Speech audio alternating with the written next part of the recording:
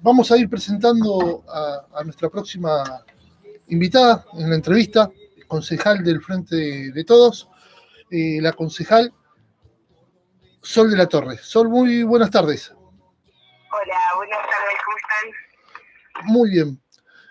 Sol, estamos con el tema fundamental que nos tiene, nosotros diríamos al mal traer a todos los marplatenses, que es la licitación.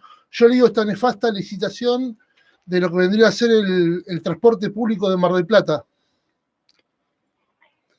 Sí, efectivamente, estamos es la agenda del Consejo Deliberante, pero principalmente de la vida de marplatenses y batanenses, porque no hay que olvidarse que este gobierno municipal propuso discutir en muy poco tiempo una propuesta de transporte que no es ni más ni menos que perpetuar el sistema tal cual está hoy por muchísimo tiempo, por 25 años. Estamos hablando de que la próxima vez que se discutiría, no sé, yo voy a tener 60 años y va a haber transcurrido la mayor parte de mi vida adulta. Entonces, la verdad es que es muy preocupante la irresponsabilidad con la que el gobierno municipal y sus concejales oficialistas pretenden discutir algo que es tan fundamental, tan importante para la vida de la mayoría de los marplatenses y batanenses, sobre todo los que utilizan el sistema de transporte público. Hemos charlado con los demás concejales también del Frente de Todos y nosotros en la semana hemos hecho una conclusión donde tanto de la parte de la intendencia, de la parte de lo que es la parte de transporte, no lo hemos visto que hayan tenido en cuenta el crecimiento de Mar del Plata pensado en 20, 25 años a lo que Mar del Plata ha crecido de 20 años para atrás a la fecha. O sea, no suman la cantidad de medios de transporte o la necesidad que vamos a tener de acá a 10 años. O sea, no lo vemos que eso esté contemplado. No, efectivamente, si vos te fijas, lo que ellos proponen es, en aquellas zonas donde creció la ciudad, ya sea para el oeste, para el norte o para el sur, lo que proponen es sostener el mismo sistema con la misma cantidad de líneas. Nosotros sabemos que la zona sur creció muchísimo y no se incorpora ninguna línea nueva al recorrido que ya hace el 511 o el tan precario servicio que brinda el 501. Lo mismo sucede para el lado del norte, donde encima solamente tenemos el 581 como línea municipal, no más allá del 221, que es una línea provincial. Me parece que eso que vos decís, que es algo que es evidente, porque sabemos que es una ciudad que no ha sido planificada en ningún momento y que su crecimiento viene siendo donde se encuentran terrenos disponibles para la construcción de vivienda, donde no hay servicios y mucho menos llega el transporte público de pasajeros y no se prevé, no te digo ni siquiera tener en cuenta el desarrollo que va a haber en los próximos 25 años, lo cual era una condición sine qua non para poder votar un pliego de estas características, pero lo más grave es que no incorporaron el desarrollo que ya tuvo la ciudad. Lo de la zona sur es muy importante, porque la ciudad ya creció en los últimos 15 años muchísimo en la zona sur, y ese crecimiento no se tuvo en cuenta para planificar un sistema de transporte público de pasajeros que pueda conectar a esas familias que ya sabemos que para poder moverse en la zona sur, donde se desarrolla su vida, tiene la escuela, tiene el supermercado, bueno, hay muchas deficiencias del acceso a la ciudad en esa zona, pero digamos, para moverse en la zona sur no hay condiciones. Y para venir del sur al centro tampoco hay condiciones. Entonces, es realmente grave que un gobierno municipal que fue elegido para gobernar para todos los marplatenses y batanenses no contemple esto que decías vos, ¿no? ¿Cuál es el desarrollo que ya tiene la ciudad en función del pliego que tuvimos o que se votó hace 15 años, ni mucho menos cuál es el desarrollo que se prevé que exista para los próximos años? Y eso es un problema realmente muy grave porque nosotros entendemos que el transporte público es un derecho esencial que garantiza que las personas puedan habitar la ciudad y acceder a sus derechos básicos, como puede ser la educación, la salud, el trabajo, bueno, y diferentes lugares. Entonces, la verdad que es realmente preocupante y insisto, es irresponsable, es un riesgo muy grande para el desarrollo de nuestra ciudad tomar un tema tan importante con esta liviandad y falta de profesionalismo. Sol, ¿cómo estás? Te habla Melanie. Mi pregunta es, yo leí en tus redes que sentís que el pliego de transporte atrasa, sobre todo en lo que es materia ambiental y de género. Preguntarte por qué crees eso y además preguntarte qué opinás acerca de que no haya accesibilidad para las mujeres en cuestión de mujeres de la empresa. Bueno, eso para mí es clave, ¿no? Además de todo lo que veíamos recién, este sistema que proponen no contempla la utilización de energías renovables. No contempla, o sea, esto me parece importante porque el municipio hace meses firmó un compromiso, o sea, adhirió a un compromiso internacional de lucha contra el cambio climático, en el que se compromete a reducir para el 2045 la emisión de gases de efecto invernadero en un 50%.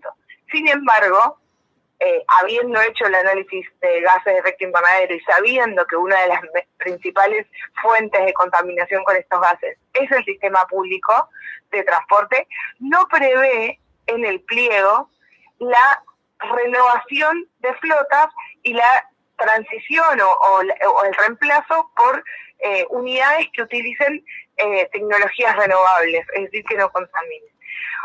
Ni siquiera contempla la utilización de tecnologías que sean menos contaminables que las que tenemos hoy. Pero además, si a esto le sumamos que no está pensado integralmente, entonces no está asociado a un sistema de bicisendas, bicicleta, promoción de un sistema de transporte que no sea solamente el vehicular, mucho menos propone u ofrece la posibilidad de que quienes usan el automóvil individual migren y reemplacen ese medio de transporte por un medio colectivo que lo que hace es reducir el efecto del transporte en la emisión de gases de efecto invernadero, que sabemos que es uno de los grandes problemas del cambio climático. Si eso le sumás que hay un plan de inversiones que acompaña el pliego de transporte que tiene que ver con la mega construcción de estaciones, que son estaciones que no tienen medido el impacto ambiental que van a generar en los barrios en los que se van a instalar, que no tienen prevista la utilización de sistemas de construcción que no generen impacto negativo, que no tienen contemplada la amortiguación del efecto de la construcción con espacios verdes, plazas, arbolado, que no contempla ningún tipo de propuesta que venga a asumir que este municipio asumió un compromiso contra el cambio climático. Eso no aparece bajo ningún aspecto.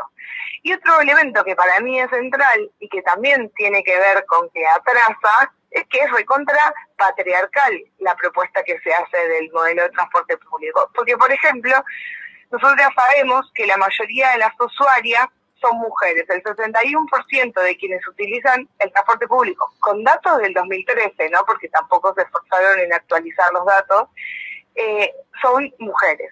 Las mujeres, en general, utilizan el transporte público con un recorrido diferente al que lo usan los varones. Esto tiene que ver con la asignación de las tareas que la sociedad le da a cada uno de los géneros. Las mujeres son las que en general cuidan, ya sean a niños, niñas, adolescentes y adultos mayores.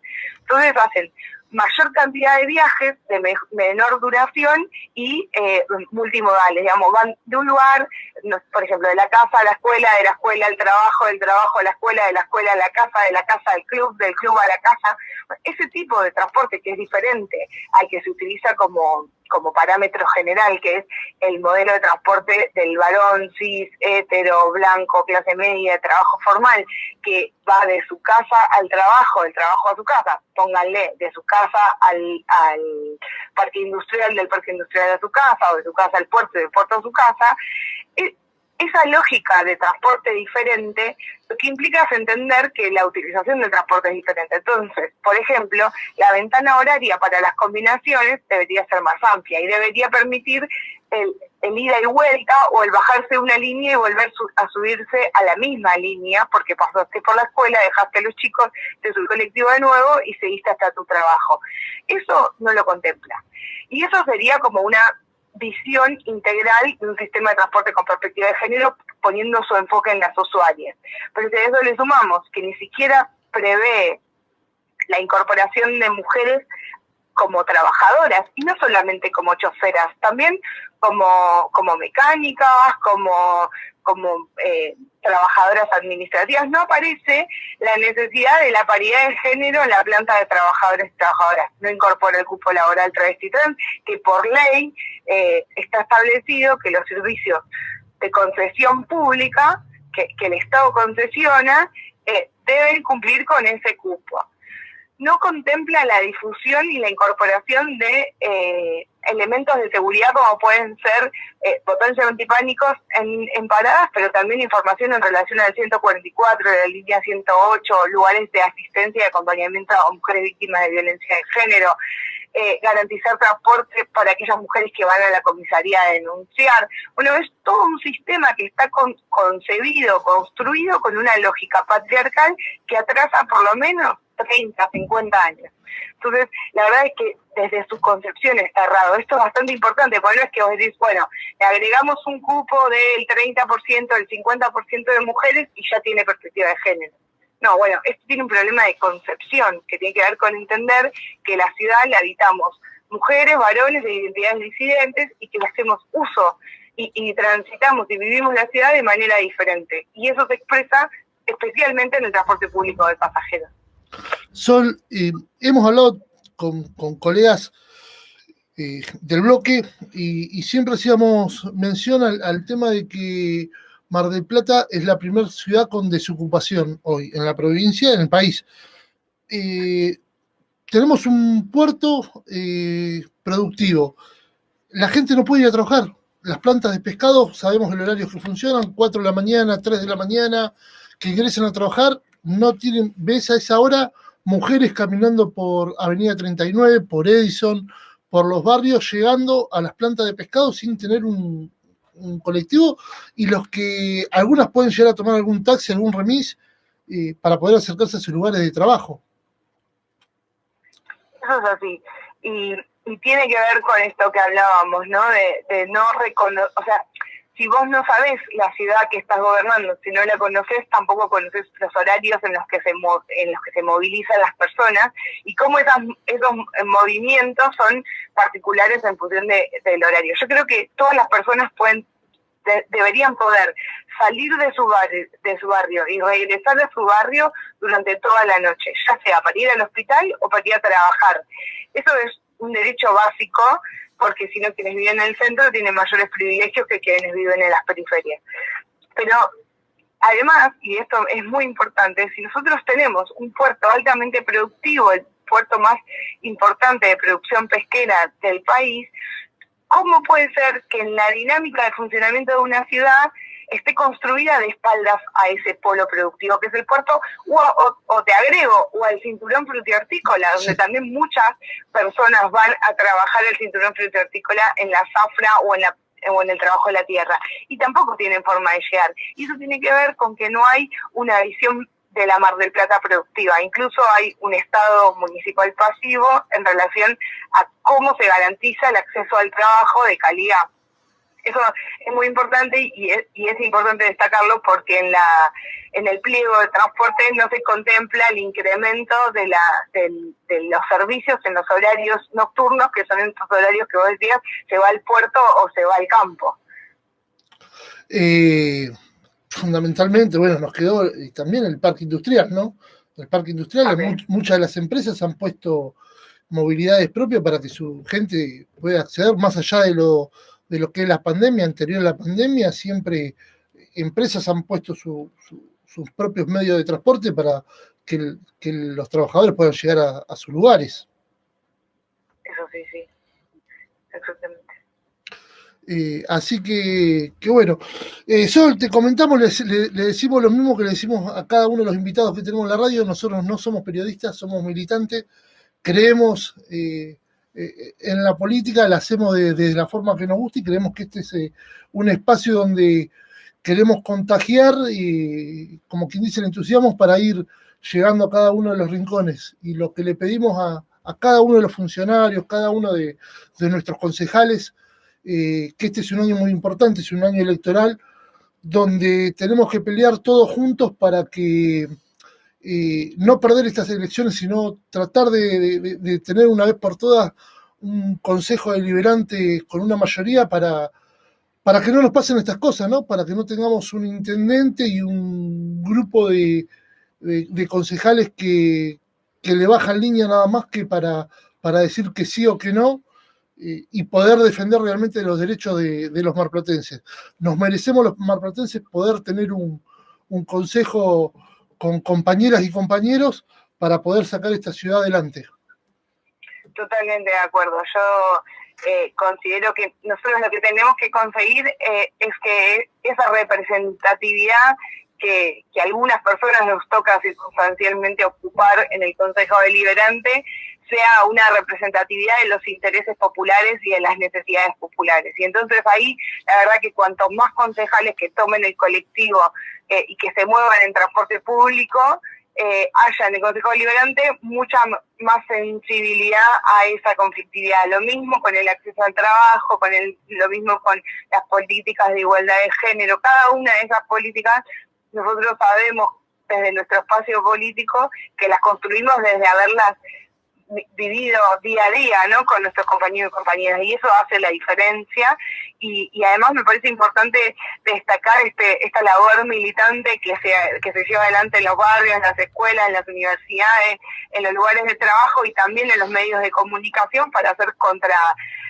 contrarrestar esa política de los medios hegemónicos en las que nos quieren hacer creer que las cosas son de una manera cuando sabemos que es distinto. Entonces valorizar mucho el rol que ustedes tienen como militantes, comunicadores y trabajando en esa agenda pública que es la agenda de los sectores populares para poder transformar esta realidad tan injusta, tan desigual y poder transformar a Mar del Plata en esa ciudad, a Mar del Plata y a Batán, en esas ciudades en las que nos merecemos vivir, no solamente las que necesitamos, sino las que nos merecemos y nos ganamos vivir. Por eso trabajamos todos los días militando y bueno, cada una de las paradas que nos jugamos, ya sean electorales o de otro tipo, son fundamentales para avanzar con ese objetivo de mediano y largo plazo, que es transformar la realidad injusta en una realidad en la que todos tengamos los mismos derechos. Y en eso bienvenido sea el rol de los comunicadores y comunicadores populares.